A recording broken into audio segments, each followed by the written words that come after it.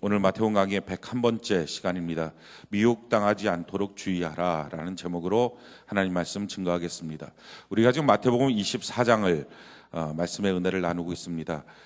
마태복음 24장은 종말장이라고 보통 말합니다. 그래서 말세에 어떤 일들이 생기고 우리가 그 말세를 어떻게 지내야 될 것이냐, 이런 내용들이 마태복음 24장에 소개되고 있는 내용입니다. 이 24장을 보게 되면 우리가 말세 하면 종말, 이렇게 하나님의 마지막 심판, 이와 같은 생각을 떠올릴 때마다 우리의 관심사가 두 가지에 보통 있습니다. 언제, 어디에, 이 두 가지의 관심사들이 보통 있습니다. 언제 주님이 오실까? 그러면 나는 어디에서 주님을 맞이할까? 이 두 가지의 관심사들을 갖고, 그래서 많은 이단들이 이 두 가지 부분을 어떻게 정확하게 보여주느냐로 경쟁을 합니다. 근데 성경 어디를 찾아봐도 언제라고 하는 것에 답변이 없고요, 어디에라고 하는 것에 답변이 없습니다. 도리어 성경은 우리에게 이렇게 말합니다. 어디가 중요한 게 아니라 어떻게 그 마지막 때를 준비하고 있느냐, 이게 훨씬 더 중요하다라는 것입니다. 그래서 여러분들이 언제 주님 오신다, 이와 같이 말하는 사람이 있다면 그건 100% 이단이고요. 그러니까 이곳에 와야 된다라고 말하는 사람이 있다면 그것도 이단입니다. 예전에 다미선교회라고, 아마 여러분들이 1900 몇 년도죠? 82년인가요? 잘 기억이 안 나는데 다미선교회라고 있었습니다. 그 다미선교회가 주님 오신다고 그렇게 해서 막 자기네 그 교회로 모여야 된다, 그래갖고 막 모였다가 밤새도록 막 열심히 기도했는데 한 명도 안 올라가서 그 선교회가 깨졌던 일들이 있는데요. 이것처럼 어디로 모여라, 이런 것들이 아니라는 거죠. 오늘 성경을 한번 볼까요? 25절부터 31절까지, 오늘 마태복음 24장 25절부터 31절까지 같이 한번 읽어봅시다. 시작. 보라, 내가 너희에게 미리 말하였노라. 그러면 사람들이 너희에게 말하되, 보라, 그리스도가 광야에 있다 하여도 나가지 말고, 보라, 골방에 있다 하여도 믿지 말라. 번개가 동편에서 나서 서편까지 번쩍임 같이 인자의 임함도 그러하리라. 죽음이 있는 곳에는 독수리들이 모일 것이니라. 그날 환난 후에 즉시 해가 어두워지며 달이 빛을 내지 아니하며 별들이 하늘에서 떨어지며 하늘의 권능들이 흔들리리라. 그때 인자의 징조가 하늘에서 보이겠고, 그때 땅의 모든 족속들이 통곡하며 그들이 인자가 구름을 타고 능력과 큰 영광으로 오는 것을 보리라. 그가 큰 나팔 소리와 함께 천사들을 보내리니 그들이 그의 택하신 자들을 하늘 이 끝에서 저 끝까지 사방에서 모으리라. 그러니까 우리가 어느 장소에 있어야 하나님을 만나는 게 아니라 이 끝에서 저 끝까지 어디에 있든지 하나님이 원하는 모습으로 살아야, 택한 자가 돼야 하나님을 만난다, 재림하신 예수님을 만날 수 있다 하는 것입니다. 또 마찬가지로 시와 때도 아버지의 손안에 있는 것이지 우리에게 알려주고 결정된 것이 아니다. 대신에 징조 정도를 알 수 있다라고 성경은 말하고 있는 거죠. 그 징조가 뭐냐? 먼저 미혹하게 하는 일들이 많을 거다. 그러니까 이단과 배교자들의 현상들이 많이 나타나고, 또 전쟁과 지진과 이런 소문들이 많이 나오게 될 것이다 하는 것입니다. 우리나라에 지금 지진에 대한 소문들이 자꾸 들려옵니다. 예전에는 우리나라 지진이 안전지대다라고 말했는데 이제 누구도 안전지대라고 말하지 않습니다.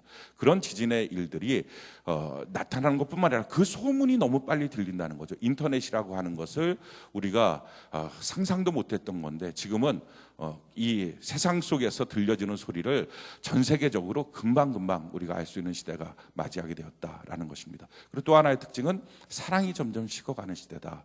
그래서 가정 안에 이혼율도 많아지고, 또 부모와 자녀 간에 과거에는 상상도 못했던 그런 사랑이 사라지는 일들이 많아지고요, 그런 사랑이 없어진 일들이 많아진다 하는 것입니다.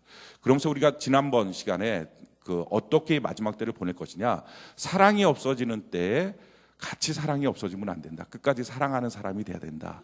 그래서 저와 여러분들이 사랑하는 사람이 되는 은혜가 있기를 바랍니다. 오늘 두 번째 시간이에요. 이 마지막 때를 어떻게 보낼 것이냐, 미혹당하면 안 된다 라는 것입니다. 자, 그러면 어떻게 미혹당할 건가? 오늘 성경에 보니까요, 택한 자들까지라도 미혹한다. 24절 우리 같이 한번 읽어볼까요? 24절 같이 한 목소리 시작.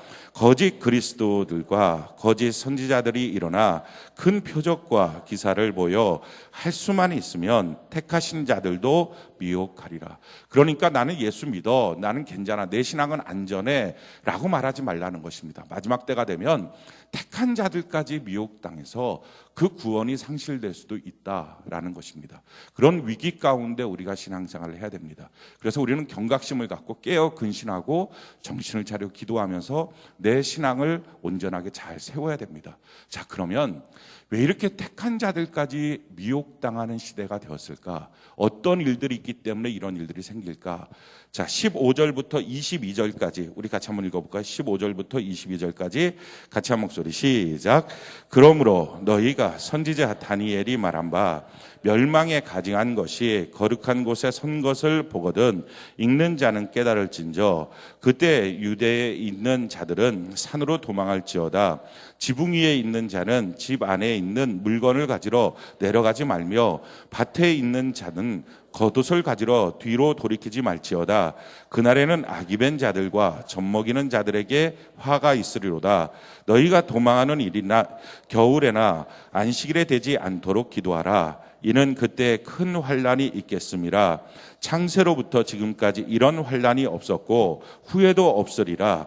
그날들을 감하지 아니하면 모든 육체가 구원을 얻지 못할 것이나 그러나 택하신 자들을 위하여 그날들을 감하시리라.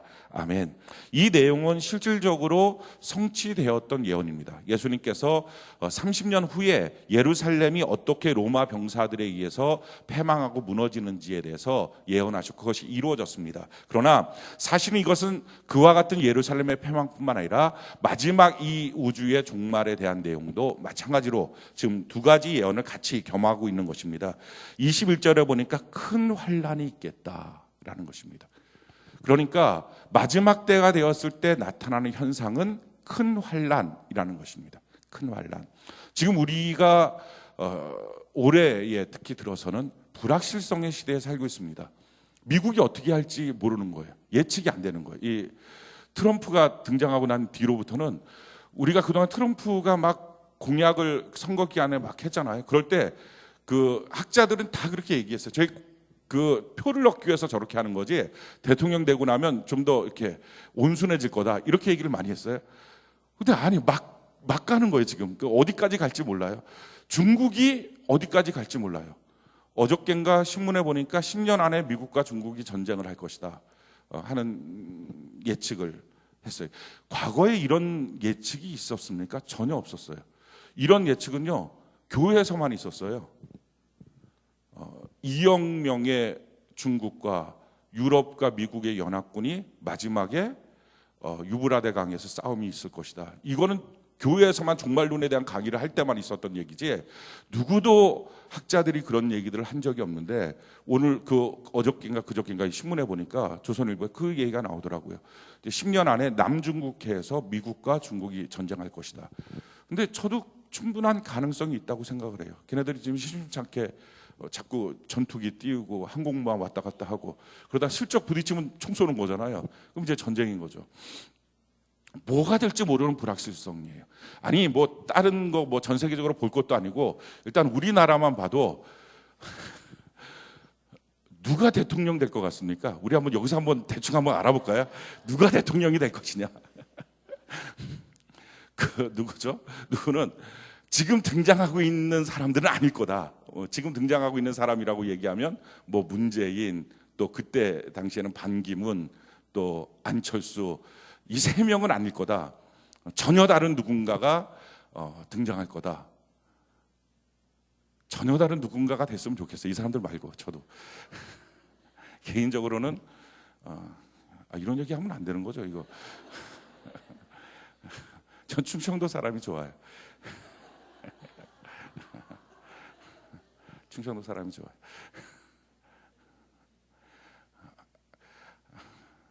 자꾸 이러면 안 되는데 안희정하고 남경필이 저는 연정했으면 좋겠어요. 솔직히. 좀 그래서 이 진보 보수의 이런 정말 끊어야 될 이런 다툼들이 좀 끊어졌으면 좋겠어요. 새로운 시대가 좀 열렸으면 좋겠어요. 그래서 둘 중에 누구 한 명이 대통령하고 누구 한 명이 총리하고 런닝메이트로 좀 가서 좀 하면 되게 좋을 것 같긴 해요. 제 마음에는. 그냥 순수한 제 생각에 이걸 또 목사님이 성도들에게 강요를 하더라. 이런 식으로 얘기하면 이게 큰일 나요. 저는 그냥 의견을 얘기한 거예요. 의견을. 문제는요. 이게 지금 무슨 말이죠? 예측이 안 된다는 거예요. 예측이. 지금 몇 달 후에 뭐가 될지 예측도 안 돼요.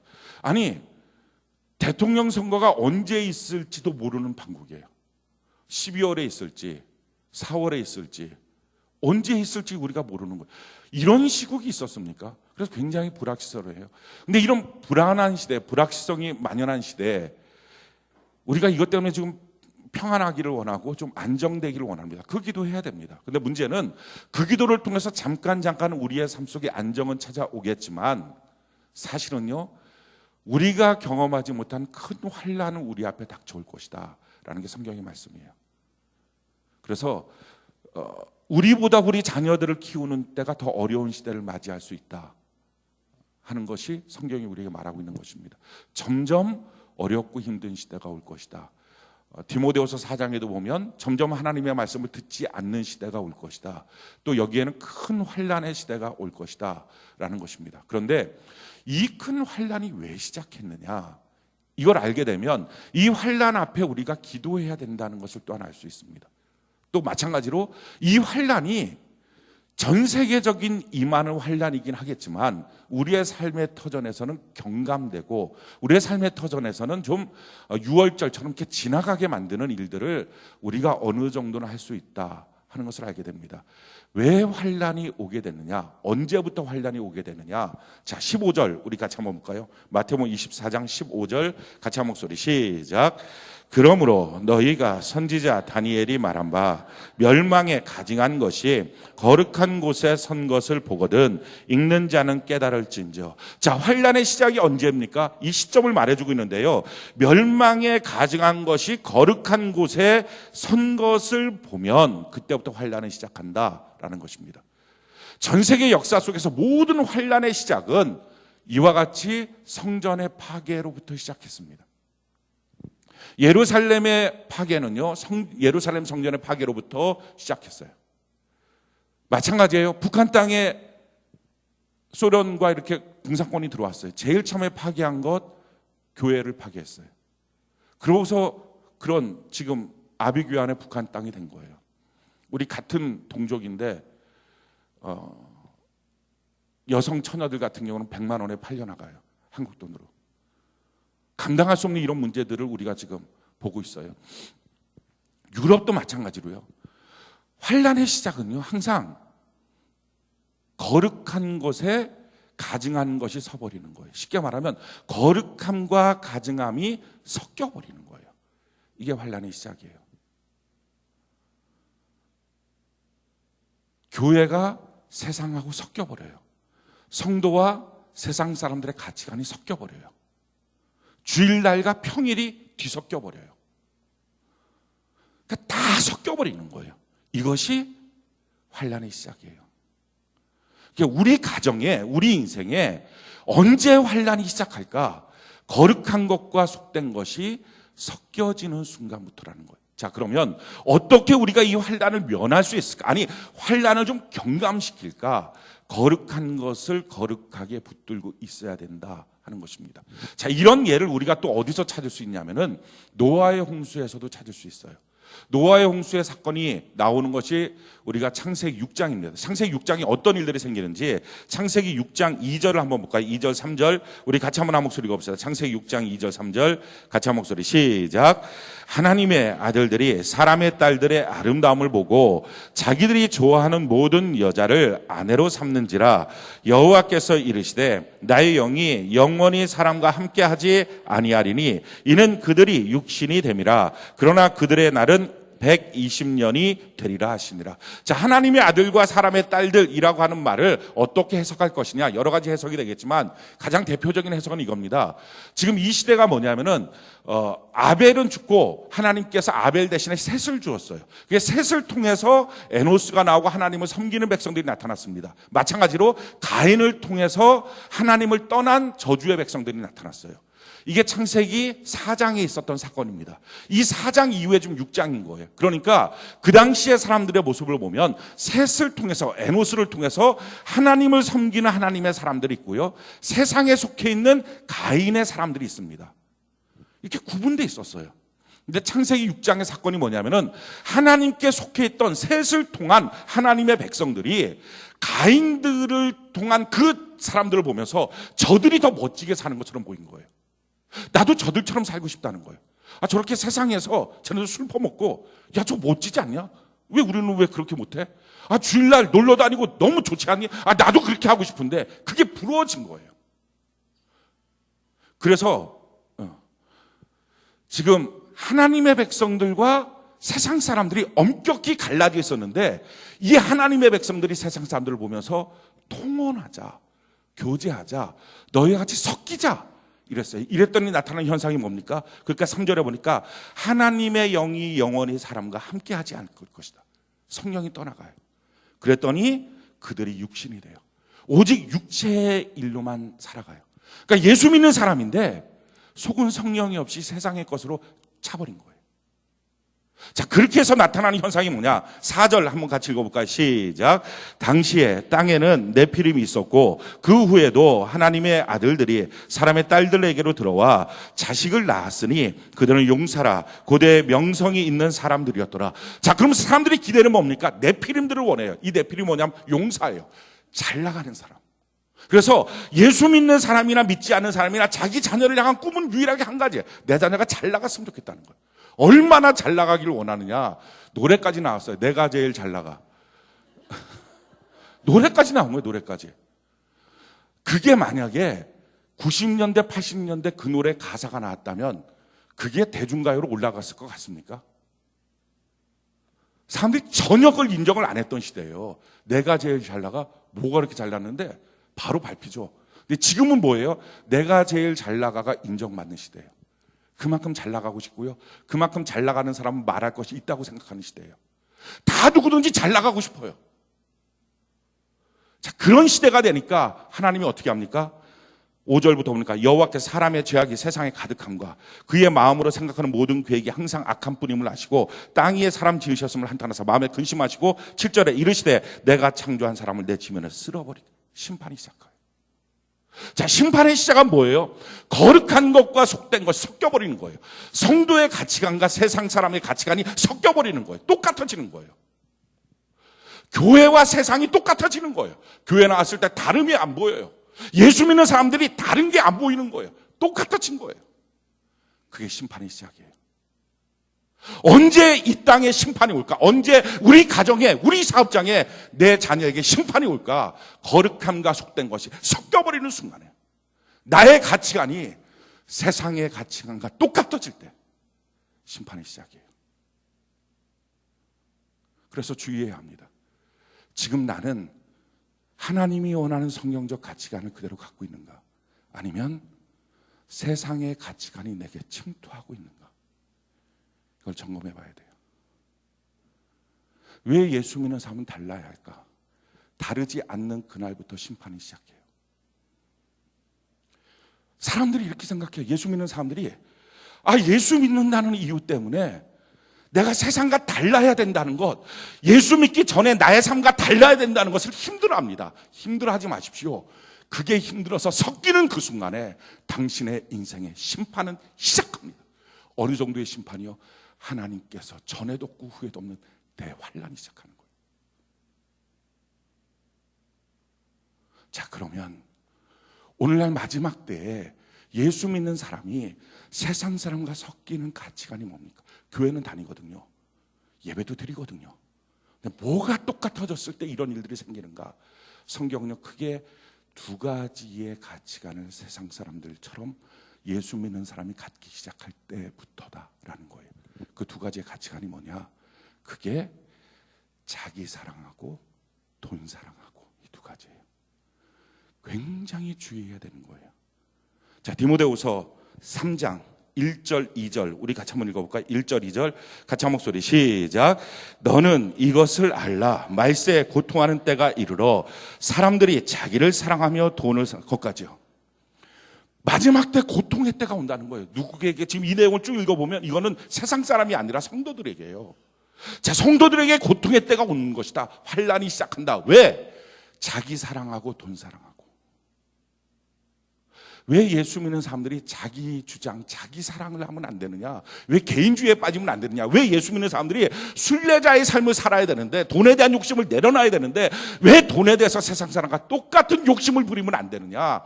이유는요, 그게 그 가정의 심판의 시작이에요. 기억하셔야 합니다.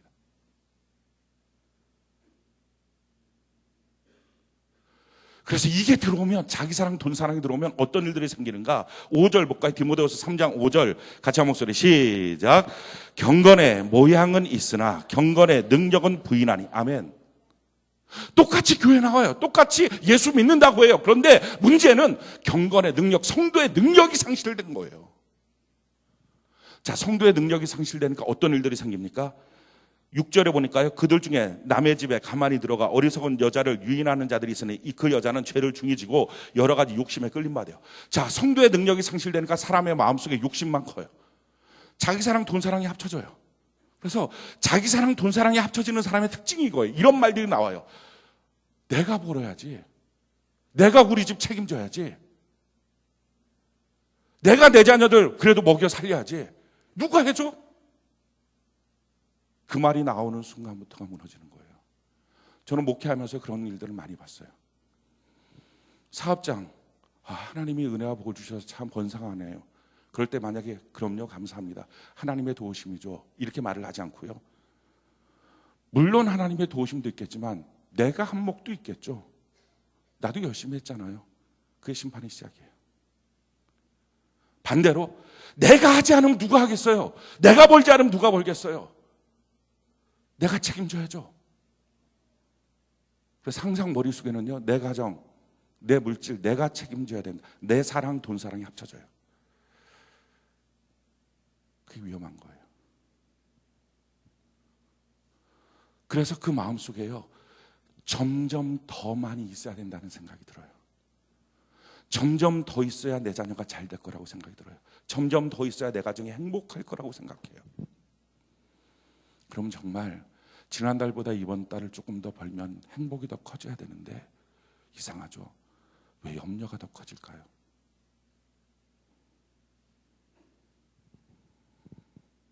경건의 능력이 점점 상실해요. 그래서 어떻게 됩니까? 7절, 8절 우리 같이 한번 읽어볼까요? 디모데후서 3장 7절 8절 같이 한 목소리 시작. 항상 배우나 끝내 진리의 지식에 이를 수 없느니라. 얀네와 얀브레가 모세를 대적한 것 같이 그들도 진리를 대적하니 이 사람들은 그 마음이 부패한 자요 믿음에 관하여는 버림을 받은 자들이라. 아멘. 말씀을 대적해요.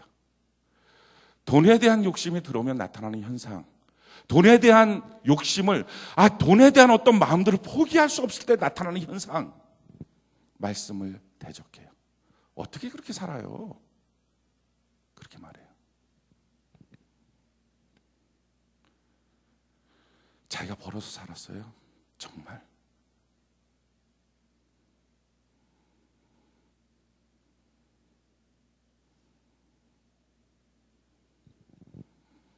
망해봐야 알겠습니까? 제가 위협하는 것처럼 느껴지죠. 근데 위협으로 들었으면 좋겠어요. 경험하지 않고. 내가 번 건지 주님이 주신 건지. 우리 신앙생활 하면서요, 언제부터 우리가 하나님의 말씀을 불순종하고 거역하느냐, 하나님의 말씀대로 난 살기가 힘들어요라고 하는 말을 하느냐, 그 시점을 성경이 말하고 있어요. 에스겔 33장 31절 우리 같이 한번 읽어볼까요? 에스겔 33장 31절 같이 한 목소리 시작. 백성이 모이는 것 같이 내게 나오며 내 백성처럼 내 앞에 앉으며 내 말을 들으나 그대로 행하지 아니하니 이는 그 입으로는 사랑을 나타내어도 마음으로는 이익을 따릅니다. 내 마음의 이익에 대한 요동이 치기 시작하면요, 말씀대로 순종을 안 해요. 성경은 이렇게 말합니다. 디모데전서 6장 10절 우리 같이 한번 읽어볼까요? 시작. 돈을 사랑함이 일만하게 뿌리가 되나니 이것을 탐내는 자들은 미혹을 받아 믿음에서 떠나 많은 근심으로써 자기를 찔러. 돈에 대한 사랑함, 돈에 대한 욕심이 자기를 미혹하게 만들어서 그래서 믿음에서 떠나게 된다는 거예요. 여러분 한번 검색을 해봤으면 좋겠어요. 여러분들이 성경을 한번 검색했으면 좋겠어요. 혹시 제가 못 찾았을 수도 있으니까 그래서 가르쳐 주시면 좋겠어요. 찾으신 분은 돈을 구해라, 재물을 구해라, 물질을 구해라 라고 하는 내용이 성경에 있는지 찾아보셨으면 좋겠어요. 하나님 앞에 돈을 구하십시오. 재물을 구하십시오. 물질을 구하십시오. 이것 때문에 간절히 기도하십시오. 그럼 하나님이 주십니다. 라고 하는 내용이 혹시 성경 66권 중에 어디에 있는지 있으면 저를 좀 가르쳐 주세요. 저는 아직까지 찾다가 못 찾았어요. 한 군데 엇비슷하게 있는 것 같긴 해요. 일용할 양식을 구하라. 근데 만약 일용할 양식을 구하라가 돈을 달라는 말로 바꾸어져 기도하고 있다면 주님이 왔을 때 어쩌면 깜짝 놀랄 수 있어요. 주님이 이렇게 질문하실 수 있어요. 너 밥 먹었니? 예, 먹었습니다. 그럼 됐잖니? 이렇게 말씀하실 수도 있어요. 근데 왜 이렇게 바뀌어졌느냐? 물론 이건 목회자들의 책임이기도 해요. 돈을 구하라고 자꾸 말해요. 하나님 앞에 돈이 부족하면 돈을 놓고 기도하십시오 라고 자꾸 말해요. 그래서 어느 순간부터 우리는 하나님 앞에 돈을 주세요, 돈을 주세요 라고 하는 말을 너무나 당당하게 했어요. 근데 성경에 보면요, 재물에 대한 내용, 물질 축복에 대한 내용은 굉장히 많습니다. 근데 그 굉장히 많은 내용은 돈을 구하라라고 연결되어 있는 건 없고요. 다 뭐예요? 우리의 삶이 하나님의 뜻대로라고 되는 거예요. 삶과 연결되어 있어요. 물질은 기도와 연결되어 있는 게 아니고요. 왜 그럴까요? 우리가 구하다 보면 욕심이 생길까 봐. 우리는 차고 넘치는 걸 자꾸 원하니까. 쓸 수 있는 돈이 아니라 차고 넘치는 것까지 돼야 되니까. 일용할 돈이 아니라 평생 써야 될 돈을 하나님이 채워주시고 시작했으면 좋겠으니까. 기도하다 보니까. 한번 찾아보세요. 다음 주까지 찾아보셔서 있으면 꼭 저한테 얘기를 해주세요. 그럼 이제 제가 지난주 설교는 취소입니다. 이 얘기를 할 거니까요. 대신에 물질 축복에 대한 내용은 굉장히 많아요. 하나님께서 한없이 주시겠다는 내용도 많아요. 물질 얻는 능력도 주시겠다 내용도 많아요. 근데 다 이 모든 것들은 뭐예요? 내 삶과 연결되어 있는 부분들이에요. 내 삶이 다른 사람들을 구제하고 있느냐, 내 삶이 하나님 앞에 온전한 헌금을 드리고 있느냐, 내 삶이 하나님 앞에 정직하고 깨끗한, 내 삶이 어떻게 하나님 앞에 겸손과 그 하나님을 경외함으로 서 있느냐, 이 삶과 연결되어 있는 부분들이에요.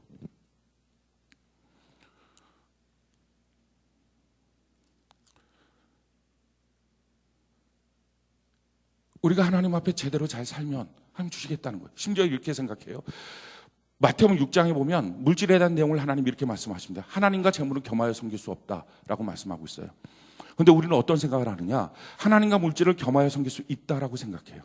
그래서 천국을 통해서 물질을 얻을 수 있다고 생각하고요, 물질을 통해서 천국을 얻을 수 있다고 생각해요. 근데 성경은 하나님과 물질은 겸해서 섬길 수 없다. 심지어는 마태복음 6장에 보니까 너희 돈 때문에 염려도 하지 마라, 걱정도 하지 마라.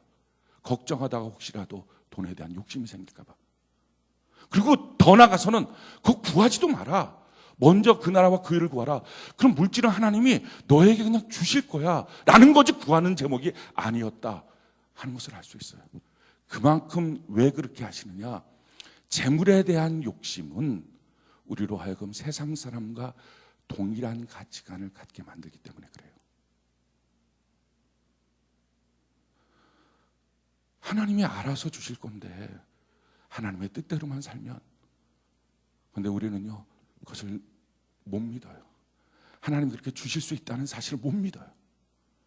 그래서 내가 구해야만 되고요, 거기서 한 걸음 더 나가서 내가 벌어야만 된다고 생각해요. 그래서 우리의 가치관이 세상 사람과 똑같이 돈을 벌기 위한 경쟁자가 됐어요. 그렇게 돈을 벌기 위한 경쟁자가 되었을 때 예수 믿으세요라고 하는 말이 어떤 능력이 있을까요? 어떤 의미가 있을까요? 그래서 우리가 상실한 게 뭐예요? 현재 말세 시대에 상실한 거, 전도의 이 능력이 상실돼 버렸어요. 전도하지 못해요. 안 하는 건 무사하고, 경건의 모양은 있으나 경건의 능력이 없습니다. 이게 섞여버린 거예요. 사랑하는 성도 여러분, 우리가 좀 회복돼야 됩니다. 그냥 우리가 하나님을 믿었으면 좋겠습니다. 하나님 우리 아버지시고, 내 삶의 나머지 필요한 걸 주님이 아시고, 아시는 주님이 우리에게 채워주실 때 그리스도 안에서, 예수 그리스도 안에서 그 풍성한 대로 나의 쓸 모든 것들을 하나님이 채워주시리라. 그냥 믿었으면 좋겠어요. 하나님이 공급해 주신다. 내가 욕심내고 벌어야 더 버는 게 아니다.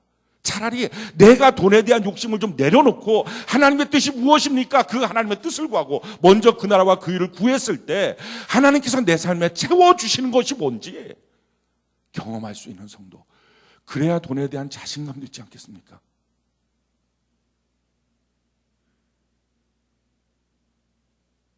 그래야 우리의 가치관이 세상 사람과 좀 구별되지 않겠습니까? 이 마지막 때의 큰 환난은요, 거룩한 것에 속된 것이 섞일 때입니다.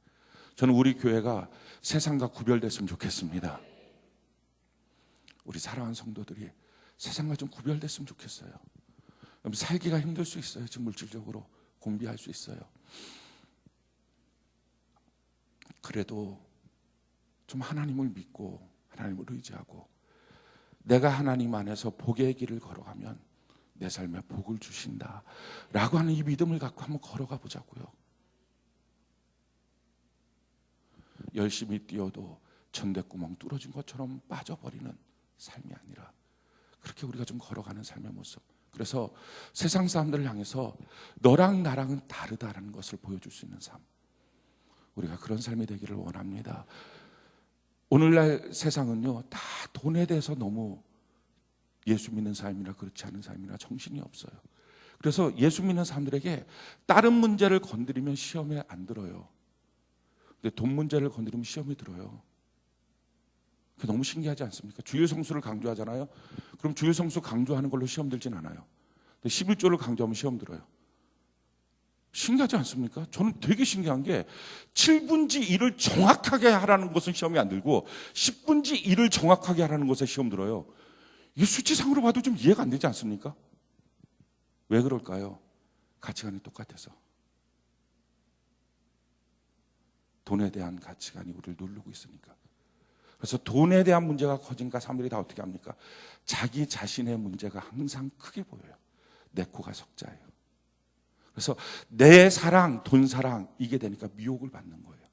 성경이 이렇게 말합니다. 로마서 16장 18절 우리 같이 한번 읽어볼까요? 로마서 16장 18절 같이 한 목소리 시작.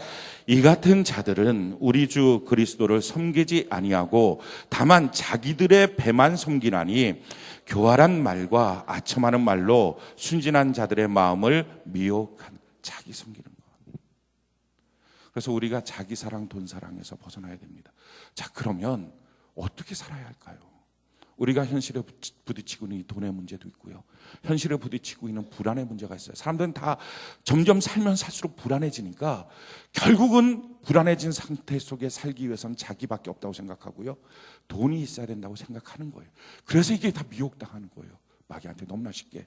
그래서 예수 믿는 사람도 결국 가서는 자기에게 어떤 문제가 닥치고 나면 그러니까 결국은 내가 뭔지 아냐? 나부터 돼야 되는 거 아니야?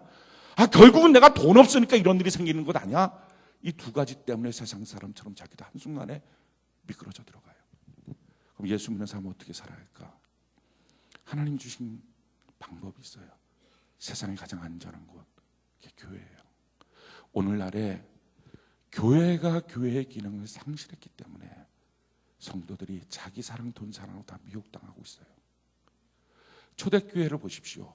서로의 물질을 통용해서 초대교회 성도들은요, 가난한 사람이 없었대. 이게 무슨 얘기냐면은 절대적 가난이 없었다는 거예요.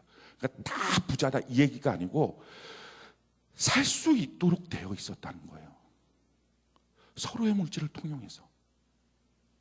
근데 이런 사도행전 2장의 사건들을 오늘날 성도들이 다 봐요. 사도행전 2장을 놓고 설교하기도 해요. 그럼에도 불구하고 다 갖고 있는 생각은 뭐예요? 그게 어떻게 이루어져? 아니 그게 교회였는데 그 교회를 상실하고 나니까요, 사람들이 어떻게 됩니까? 다 돈 사랑, 자기 사랑이에요. 교회 기능의 회복은 뭐예요? 영성의 회복. 또 한 가지 뭐예요? 물질의 회복. 그 물질의 회복은 돈이 많아져야 된다는 얘기가 아니라 정말 교회 공동체 안에 속해 있는 성도들은 그 안에서 자기가 어려울 때 자기 손 잡아줄 수 있는 게 교회여야 된다. 자기 자녀 양육할 수 있는 게 교회여야 된다. 사실 이 두 가지만 해결되면요, 세상 살아면서 예수 믿는 사람이 그렇게 돈에 대해서, 자기에 대해서 미칠 정도로 빠지지 않아요. 교회가 교회의 기능을 상실하고 나니까 너무 쉽게 미혹당했어요. 예수 믿는 사람들 마음속에서부터 세상이 꽉 차버렸어요. 저는 우리 교회가 성경적 교회가 회복되기를 바랍니다. 그래서 계산을 해보니까요, 온전한 11조를 성도들이 드리면, 온전한 11조와 헌물을 하나님 앞에 드리면 그거 갖고서 충분히 구제가 되고요, 충분히 이 장악이 돼요. 구제도 뭐 몇 번 그렇게 하다 보면 맨날 그렇게 구제받는 일들이 생기겠습니까? 안 생기겠죠. 점점 삶이 더 좋아지겠죠. 근데 그렇게 좋아지고 나면 그 다음에 해야 될 일은, 청년들 같은 경우 직장 취직이 요즘에 정말 힘듭니다. 근데 직장 취직하려고 애쓰는 청년들, 뭐 직장에 사명감이 있는 사람들은 직장 선교사를 사명 있는 사람 그렇게 해야 되겠죠. 근데 그건 말고 정말 하나님의 지혜를 받아서 창업하면 되지 않습니까? 저 우리 교회에서 빌 게이츠라든지 구글의 누구예요? 이름이 네 글자 같은데, 예? 몰라요. 아무튼 뭐 이런 사람들이 막 나오고, 막 애플 이런 사람들 나오고, 안철수 이런 사람들, 그 사람 대통령 되지 말고 계속 안랩에 있었으면 훨씬 더 나은 사람 될 것 같은데 왜 정치판에 나왔는지 모르겠어요. 그런 사람들 나오면 되잖아요. 우리 교회 청년들 하나님의 지혜를 받아서 그렇게 할 수 있도록. 요즘에는 담보 없으면 누가 창업시켜줍니까? 근데 교회 공동체가 한 달에 한 명 정도는 시켜줄 수 있단 말이죠. 아니 이렇게 해서 성도들이 온전하게 내 교회 안에 있다면, 그러면 나는 이 교회 안에서부터 최소한 내가 마지막 무너졌을 때 나를 잡아줄 수 있고, 내 자녀에 대해서는 신앙생활 열심히 하면 세워줄 수 있다는 것만 있다면 왜 그렇게 돈에 빠지겠어요? 왜 이렇게 돈에 대해서 예민하고 민감해지겠어요? 근데 오늘날의 교회의 기능이 상실돼 버린 거예요. 그러니까 성도들이 오늘날 다 미혹당하고 있어요. 돈과 자기 사랑에. 회복돼야 됩니다. 성경의 가장 아름답고 가장 안전한 공동체, 그게 교회예요. 예수님이 머리 되신 교회. 성경이 이렇게 말합니다. 마태복음 16장 18절 19절 우리 같이 한번 읽어볼까요? 시작. 또 내가 내게 이르노니 너는 베드로라. 내가 이 반석 위에 내 교회를 세우리니 음부의 권세가 이기지 못하리라. 내가 천국 열쇠를 내게 주리니 내가 땅에서 무엇이든지 매면 하늘에서도 매일 것이요 내가 땅에서 무엇이든지 풀면 하늘에서도 풀리리라 하시고. 자, 천국 열쇠를 줘서 축복의 문이 열리고요, 음부의 권세가 이기지 못하는 곳, 세상에서 가장 안전한 곳 교회예요. 하나님이 이걸 주셨다고 우리에게. 예수님이 머리가 되는 공동체, 예수님의 몸의 공동체를 주셨다고요. 여기에 있으라는 거예요. 이걸 통해서 마지막 때 미혹당하지 말고 세상을 이기라는 거예요. 큰 환란이 나갔을 때 그 안에 거해보라는 거예요. 시편 91편에는 말씀처럼 지존자의 그늘 아래 있어보라는 거예요. 천만이 너 옆에서 쓰러져도 쓰러지지 않도록 만들어줄 것이다 라는 거예요. 근데 그 교회가 있는데요, 오늘날 이 교회의 기능이 상실돼 버린 거예요. 정말 우리가 회복돼야 될 것은요, 이 교회의 기능의 회복이에요. 정말 회복돼야 될 것은요, 이 교회와 세상이 완전히 구별돼서 거룩한 교회 공동체가 세워져야 돼요. 교회가 성경 그대로 세워져야 돼요. 이 안에서부터 회복의 역사가 있는 거예요. 한 사람 한 사람 지체들이 미혹당하지 않는 거예요. 오늘 이 시대의 성도들은요, 교회를 잊어버렸어요. 교회는 나오고 예수를 믿어도요, 교회를 잊어버린 거예요. 교회가 상실돼 버린 거예요. 성경적 교회의 가치를 다 잃어버리고 만 거예요. 교회가 어떻게 세워집니까? 교회는요, 부르심을 통해서 세워지는 곳이에요. 우리가 이 사실을 알아야 됩니다. 에베소서 1장 17절부터 18절 같이 한번 읽어볼까? 17절 18절 같이 한 목소리 시작. 우리 주 예수 그리스도의 하나님 영광의 아버지께서 지혜와 계시의 영을 너희에게 주사 하나님을 알게 하시고 너희 마음의 눈을 밝히사 그의 부르심의 소망이 무엇이며 성도 안에서 그 기업의 영광의 풍성함이 무엇이며 19절까지 읽어볼까? 시작. 그의 힘의 위력으로 역사하심을 따라 믿는 우리에게 베푸신 능력의 지극히 크심이 어떠한 것을 너희로 알게 하시기를 구하노라. 지혜와 계시의 영 성령으로 말미암아서 우리의 마음 문이 열리고 나면 그 마음의 눈이 육신의 눈이 아니라 마음의 눈이 열리고 나면 뭐가 본다고요? 부르심의 소망. 내가 부르심을 받은 존재구나. 교회는 어떤 곳이에요? 부르신 곳이에요. 부르신 곳. 그래서 그 부르신 곳 안에서 교회를 통한 영광의 풍성함 그리고 그 능력이 뭔지 이걸 깨닫게 돼요. 그래서 마침내 어떤 일들이 생긴다고요? 23절 우리 같이 한번 읽어볼까요? 시작. 교회는 그의 몸이니 만물 안에서 만물을 충만하게 하신 이의 충만하게 채워줄 수 있는 곳이구나 라는 걸 깨닫게 돼요. 이 교회의 회복이 필요한 거예요.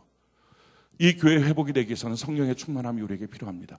저도 여러분들 성령의 충만함이 있기를 바랍니다. 그 성령의 충만함이 있을 때 어떤 현상이 나타난다? 부르심의 소망.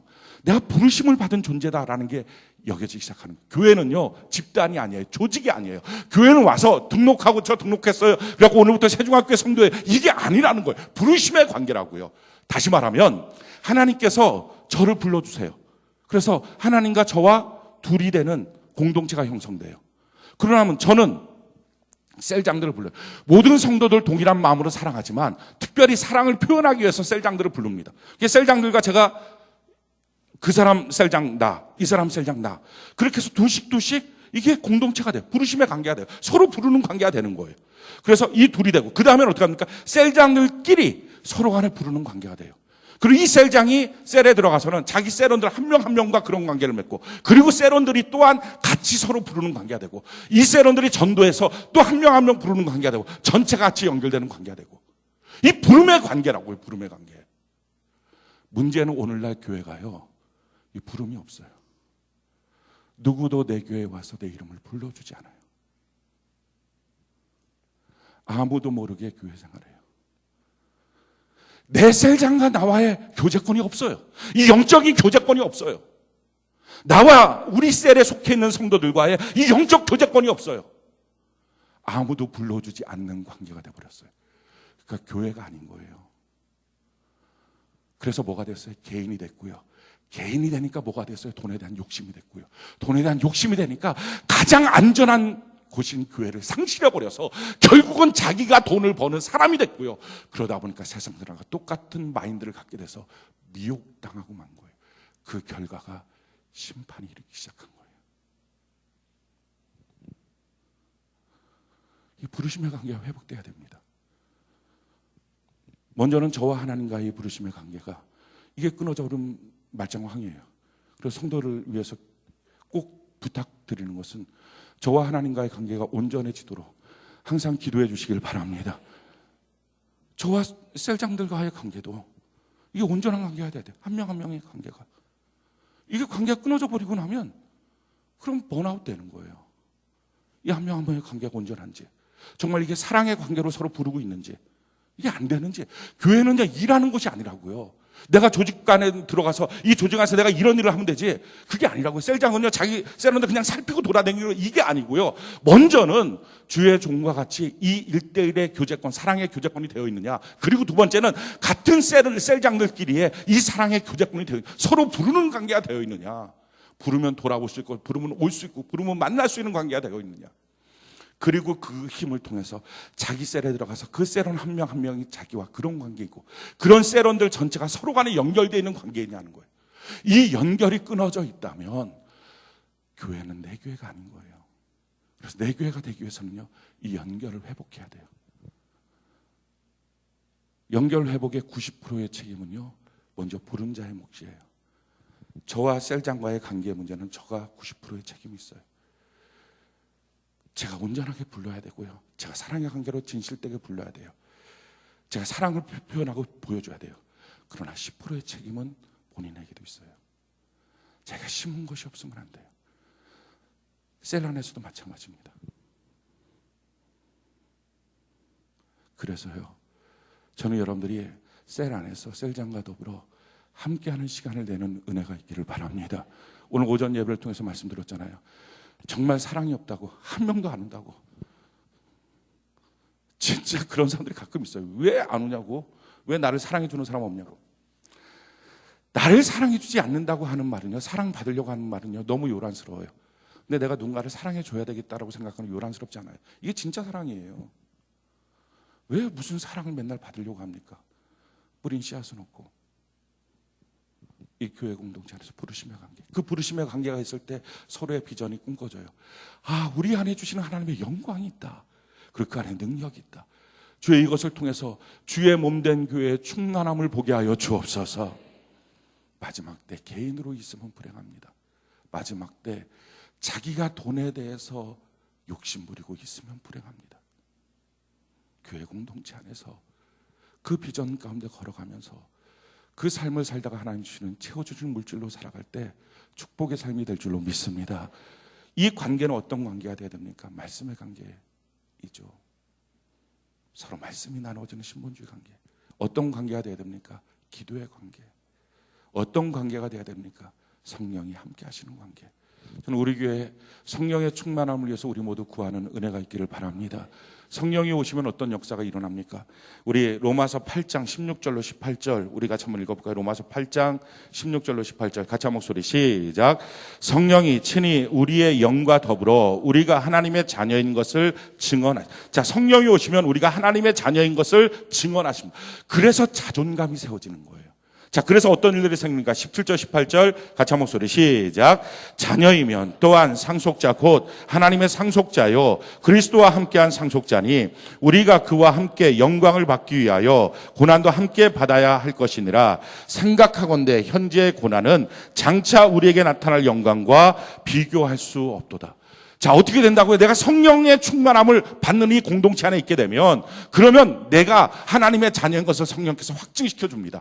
이 확증이 되고 나면 고난이 와도 장차 올 영광을 생각하면서 고난 속에 무너지지 않아요.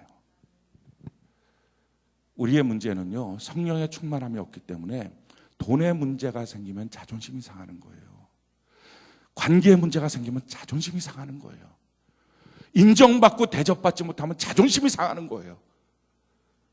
문제는요, 영적 자존감이 없기 때문에 생기는 문제예요.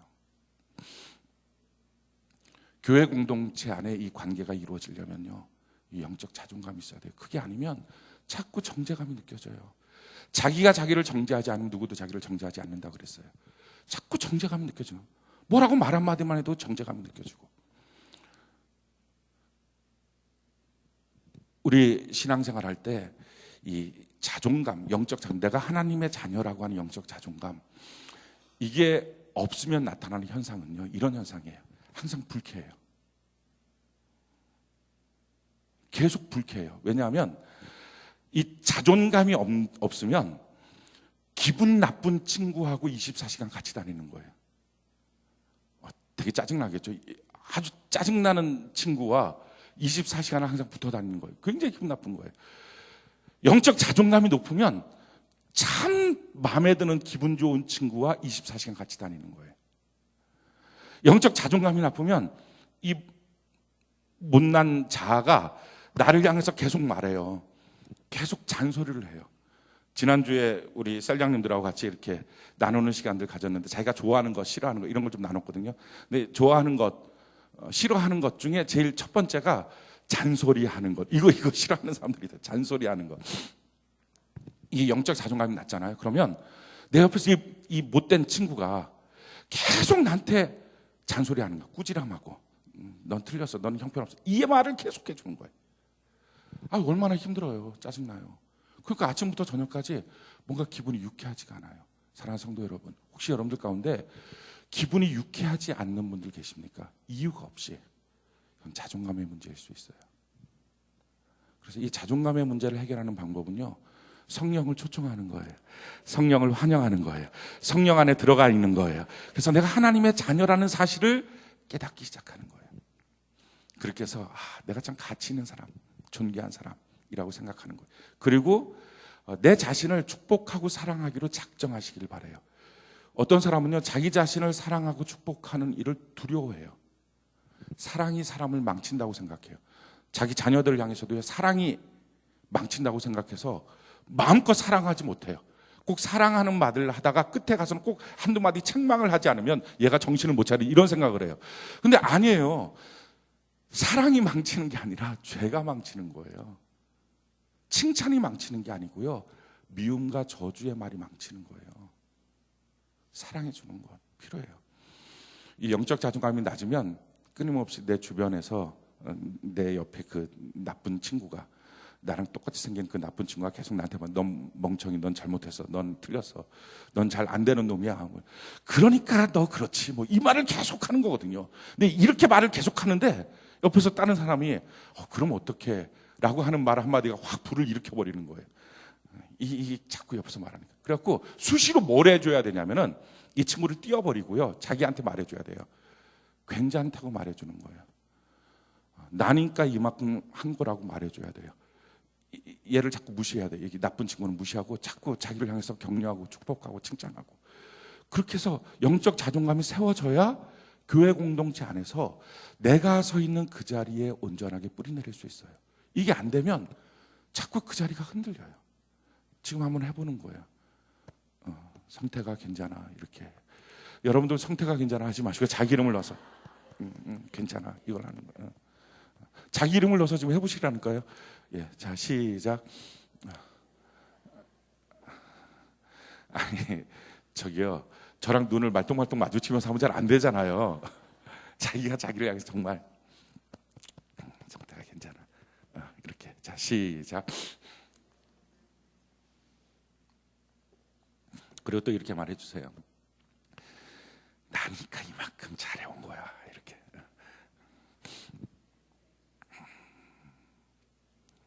맞아요. 마귀는요, 이걸 못하게 해요, 자꾸.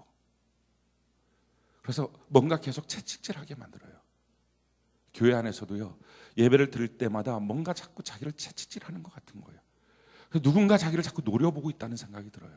근데 사실 노려보고 있는 대상은 멀리 있는 다른 사람이 아니라 그게 하나님이 아니고요, 내 못난 자아가 내 옆에서 노려보는 거예요. 너 때문에 가정이 이렇다고, 너 때문에 지금 인생이 이렇다고, 너 때문에 망친 거라고. 특히 자녀들을 보면서 너 때문에 자녀가 망친 거야, 이렇게 자꾸 얘기를 하게 만들어요.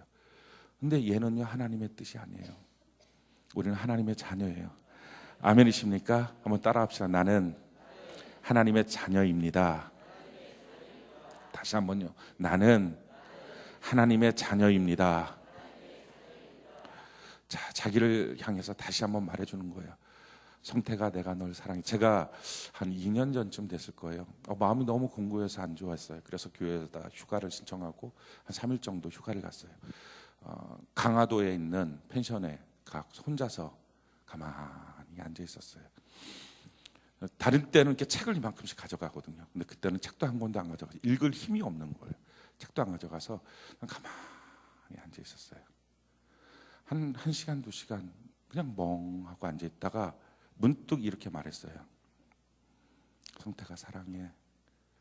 내가 너를 너무 돌보지 않았다. 다른 사람만 돌보느라고 가장 귀한 나를 안 돌봤다. 성태가 사랑해. 미안해. 근데 그러고 난 다음에 갑자기 눈물이 쏟아지면서 부흥회를 시작한 거예요. 거기서 혼자서. 완전히 영적 자존감이 회복됐어요. 그때 깨달았어요. 영적 자존감이 무너지면요, 다 힘들어요. 정말 그 못된 친구가 그걸 떨쳐버릴 수도 없어요. 도망갈 데도 없어요. 걔는 계속 쫓아와요. 잠잘 때까지 쫓아와요. 일어나면 또 옆에 있어요. 자꾸 나를 향해서 뭐라 그래요? 너 때문이라고. 너 때문이라고. 그때서부터 제가 저를 향해서 말하는 것이 있어요. 한 일주일에 한 3-4번씩은 말해요. 괜찮다고. 괜찮다고. 제가 듣기 제일 좋아하는 말은요, 괜찮다는 말이에요. 괜찮다는 말. 저를 만나거든 꼭 얘기를 해주시기 바래요. 목사님 괜찮아요. 가만있어. 이거 좀 뭔가 기분 좀 언짢기도 한데 아무튼 괜찮다, 괜찮다. 남편을 향해서 아내를 괜찮다고 말해주세요. 그 서로 간의 자존감을 긁어놓지 마세요. 자존감은요, 남편의 자존감이 언제 무너지느냐. 남편은 아내나 자기 자녀들이 뭐가 문제가 있을 때 자기가 도움이 되면 좋겠다는 생각을 해요. 항상. 몇몇 못된 인간들을 빼놓고는 다 대부분 도움이 됐으면 좋겠다고 생각해요. 그래서 뭔가 얘기를 하면요, 항상 자기 머릿속에 최상의 해결책을 말해주려고 그래요. 이렇게 하면 좋겠다, 저렇게 하면 좋겠다고. 근데 문제는 아내나 자녀들이 그 반응에 시큰둥한 거예요. 그러면 영적 자존감이 확 무너져요.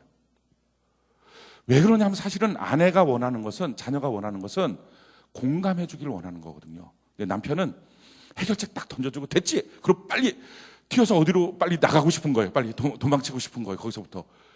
그러니까 이게 해결이 안 되니까. 그래서 아내가 시큰둥하게 했으면 그게 자존감이 무너지고, 또 마찬가지로 아내는 공감해 주지 않는 남편 때문에 자존감이 무너지고. 근데 자존감을 세워주는 일들을 하라고. 그럴 때 제일 필요한 게 뭐예요? 괜찮아요. 좋아요. 그 좋은 의견. 그럼 안 하면 되잖아요. 왜냐하면 남편의 특징은요, 끝까지 추적해서 그걸 했는지 안 했는지 검토를 안 해요. 그 검토하는 남편 있습니까? 숙제 낸 거 오늘 했어? 안 했어? 뭐 이런 거. 가끔 있어요. 지독한 인간들은 가끔 그래요. 대부분 안 해요. 그거를 좋아해주는 그 아내의 모습 하나로 이미 자기는 자존감이 세워진 거예요. 성도 간에도 서로 자존감 세워주는 거. 교회 안에서도 자존감 세워주는 거. 제일 세워주는 게 뭐예요? 너 그렇게 하면 안 되지가 아니라 괜찮다고. 너니까 이만큼 한 거라고. 너 잘 살아온 거라고. 더 잘 될 거라고. 하나님 복 줄 거라고. 걱정하지 말라고. 그럴까 불안하십니까? 그렇게 말하고 그 사람이 망가질 것 같습니까? 그럼 어떻게 해야 돼요? 돌이켜서 그 사람을 위해서 뜨겁게 기도해야죠. 그럼 들어주실 거 아니에요. 잘 될 거예요. 아멘이십니까? 여러분 형통할 거예요. 번성할 거예요. 걱정하지 마시기 바라요. 저는 기도 많이 해야 되겠죠 이제. 그런데 중요한 것은요, 이렇게 해줘야 된다고. 집안에서도요. 영적 자존감. 오늘날의 자존감이 무너져서요, 교회 공동체 안에서 내가 서 있을 자리가 흔들리는 거예요. 그걸 좀 세워줬으면 좋겠어요. 우리 잠시 좀